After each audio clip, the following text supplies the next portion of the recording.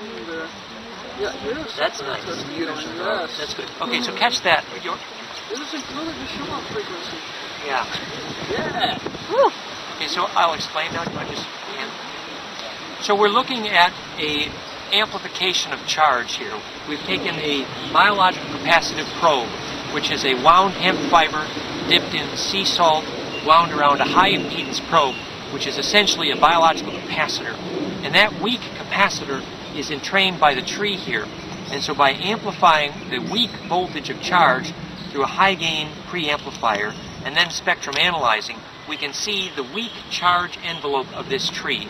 The model here is that life force is predicted by charge density because the tree is able to extract the life force, the voltage that's associated with life, by becoming a fractal attractor for capacitance.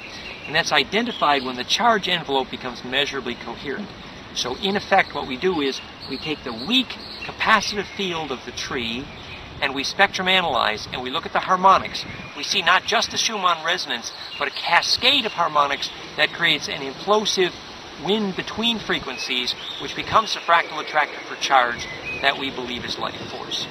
So we've had great success on days which are a little bit less windy than this in measuring when a person who is skilled, for example, in sacrocranial work would hug a tree like this, they would be able to feel the low frequencies of the tree, and we could measure the heart of the person and the capacitive field of the tree phase locked. So literally you can measure the effect of love on trees, and you can measure the effect of life force in trees.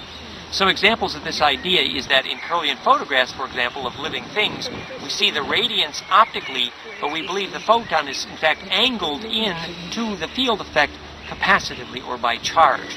So in fact, charge density becomes a useful way to describe life force, the physics of astrology, and in fact how light is steered into living bodies. So this is an example of using the heart tuner to measure life force in living things by amplifying charge.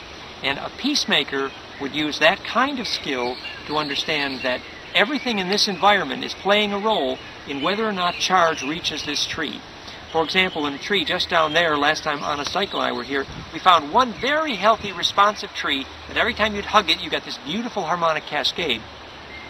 We walked over to a tree just about a couple hundred yards away, and we found that tree was beginning to die.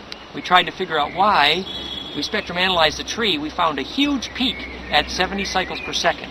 We looked around and there was a big metal fence which pointed right at the tree. We put the inductor over the metal fence, 70 cycles per second. The metal fence was killing the tree measurably. So in fact, everything in the environment that helps attract charge builds life. Everything in the environment that bleeds charge causes death. So this idea is then conveyed to a pure principle of peacemaking, that you can fabricate electrical environments that attract charge and thus actually make sacred space and make peace.